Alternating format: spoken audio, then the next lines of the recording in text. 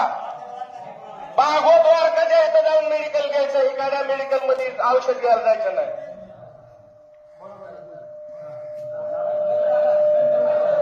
आणि ओगल मुगला जर म्हणला की नाही ह्याच मेडिकल मध्ये जा, तर त्याचा